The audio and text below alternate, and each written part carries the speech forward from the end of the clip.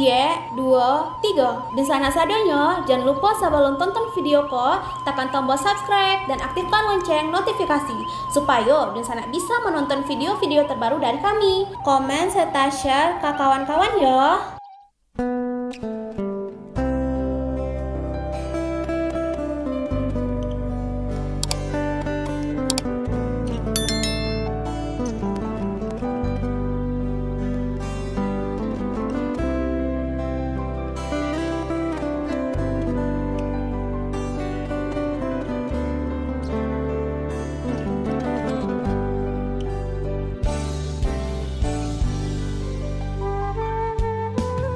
Halo Dunsana Kabar Rantau, kali ini kita akan membahas tentang ada 4 tingkatan adat di Minangkabau, ini penjelasannya.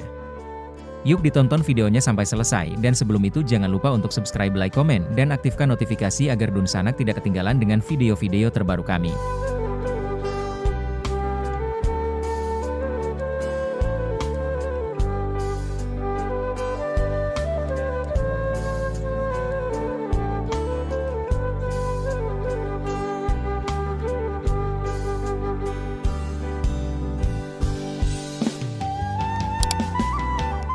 Masyarakat Minangkabau terkenal dengan adatnya yang kuat.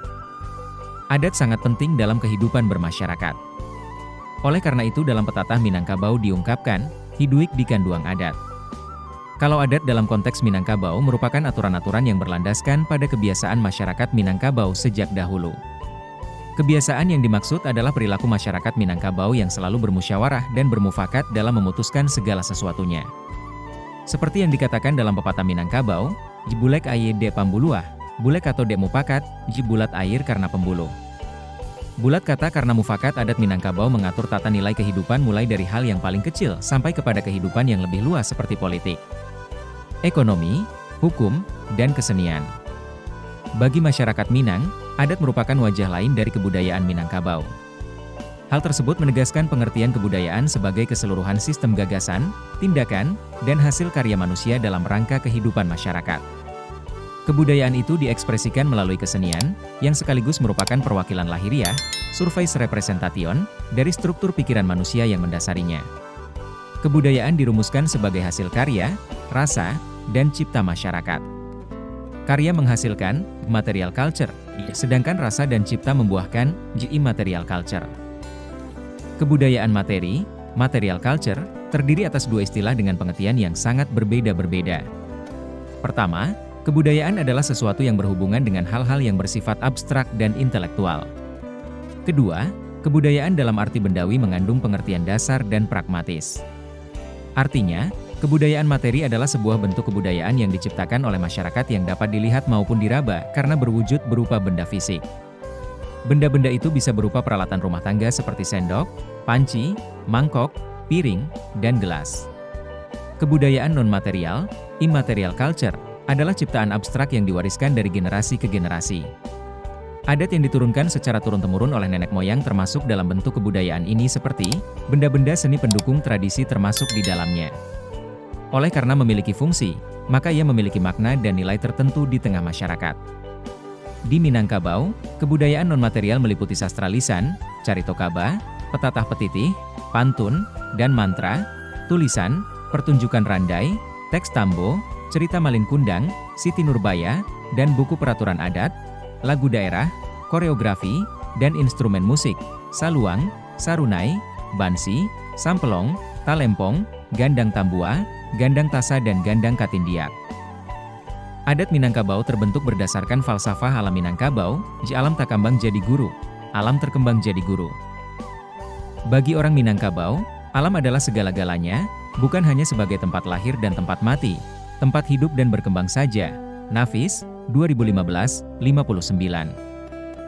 Oleh karena itu, falsafah ini menjadi dasar pemikiran adat Minangkabau. Menurut Panjang, 2004, sebelum orang Minangkabau memeluk agama Islam, raja mereka adalah Aluwajo Patuik, hukum dan alam. Dengan datangnya Islam, tuntunan orang Minangkabau adalah Al-Quran dan hadis. Hal ini diungkapkan dalam pepatah Minangkabau, Syarak Mangato. Adat memakai, syariat mengatakan, adat menggunakan. Syarak mengacu kepada ajaran Islam yang berlandaskan Al-Quran dan hadis. Jadi, Apapun yang diajarkan dalam agama Islam, digunakan juga sebagai landasan adat Minangkabau. Oleh sebab itu, falsafah adat Minangkabau menjadi adat basandi syarak. Syarak basandi kitabullah, adat bersendikan kepada syariat, sedangkan syariat bersendikan kepada Al-Quran. Adat Minangkabau telah dibagi menjadi 4 tingkatan yang disebut adat nan ampek, adat yang 4.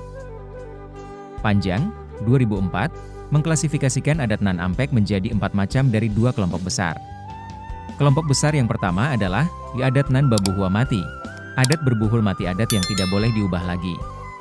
Kelompok adat ini terdiri atas adat nan sabana adat, adat yang sebenarnya adat, dan adat nan diadatkan, adat yang diadatkan. Adat nan sabana adat adalah segala kenyataan yang berlaku tetap di alam, tidak pernah berubah, baik meliputi tempat maupun waktunya. Adat inilah yang melahirkan konsep dasar pelaksanaan adat dalam kehidupan masyarakat Minangkabau, alam takambang jadi guru, dan adat basandi syarak, syarak basandi kitabullah, syarak mangato, adat mamakai. 1. Adat nan sabana adat. Adat nan sabana adat adalah kenyataan yang berlaku tetap di alam, tidak pernah berubah oleh keadaan tempat dan waktu. Kenyataan itu mengandung nilai-nilai, norma, dan hukum. Di dalam ungkapan Minangkabau dinyatakan sebagai adat nan indah lakang dek paneh, indah lapuak dek hujan, biasa indah layua, dibubuik indah mati, atau adat babuhua mati. Adat nan sabana adat bersumber dari alam. Pada hakikatnya, adat ini ialah kelaziman yang terjadi sesuai dengan kehendak Allah. Maka, adat Minangkabau tidak bertentangan dengan ajaran Islam. Hal itu melahirkan konsep dasar pelaksanaan adat dalam kehidupan masyarakat Minangkabau, yakni adat basandi syarak, syarak basandi kitabullah dan syarak mangato, adat mamakai. Dari konsep itu lahir pula falsafah dasar orang Minangkabau yakni alam takambang jadi guru. Adat nan sabana adat menempati kedudukan tertinggi dari 4 jenis adat di Minangkabau, sebagai landasan utama dari norma, hukum, dan aturan-aturan masyarakat Minangkabau. Semua hukum adat, ketentuan adat, norma kemasyarakatan, dan peraturan-peraturan yang berlaku di Minangkabau bersumber dari adat nan sabana adat. 2. Adat nan diadatkan. Adat nan diadatkan adalah adat buatan yang dirancang dan disusun oleh nenek moyang orang Minangkabau untuk diterapkan dalam kehidupan sehari-hari. Aturan yang berupa adat nan diadatkan disampaikan dalam petatah dan petitih, mamangan, pantun, dan ungkapan bahasa yang berkias hikmah. Inti dari adat nan diadatkan yang dirancang Datua Parpatiah Nan Sabatang ialah demokrasi, berdaulat kepada rakyat, dan mengutamakan musyawarah untuk mufakat.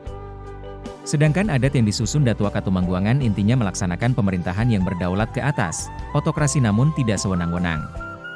Sepintas, kedua konsep adat itu berlawanan. Namun dalam pelaksanaannya kedua konsep itu bertemu, membaur, dan saling mengisi. Gabungan keduanya melahirkan demokrasi yang khas di Minangkabau. 3. Adat nan taradat. Adat nan taradat adalah ketentuan adat yang disusun di nagari untuk melaksanakan adat nan sabana adat, dan adat nan diadatkan sesuai dengan keadaan dan kebutuhan nagarinya. Adat ini disusun oleh para tokoh dan pemuka masyarakat nagari melalui musyawarah dan mufakat. Dari pengertian itu lahirlah istilah adat salingka nagari. Adat nan taradat disebut juga adat babuhua sentak, artinya dapat diperbaiki, diubah, dan diganti. Fungsi utamanya sebagai peraturan pelaksanaan dari adat Minangkabau. Contoh penerapannya antara lain dalam upacara Bataga Pangulu, turun mandi, sunat rasul, dan perkawinan, yang selalu dipagari oleh ketentuan agama, di mana syarak mangato adaik mamakaikan. 4. Adat istiadat. Adat istiadat merupakan aturan adat yang dibuat dengan mufakat niniak mamak dalam suatu nagari. Peraturan ini menampung segala kemauan anak nagari yang sesuai menurut alua jo patuik jo mungkin. Adat istiadat umumnya tampak dalam bentuk kesenangan anak nagari seperti kesenian, langgam dan tari, dan olahraga.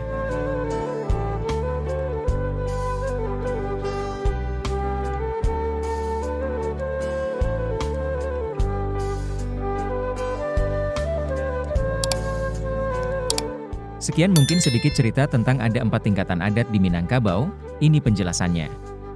Semoga bisa menambah pengalaman dan ilmu teman-teman.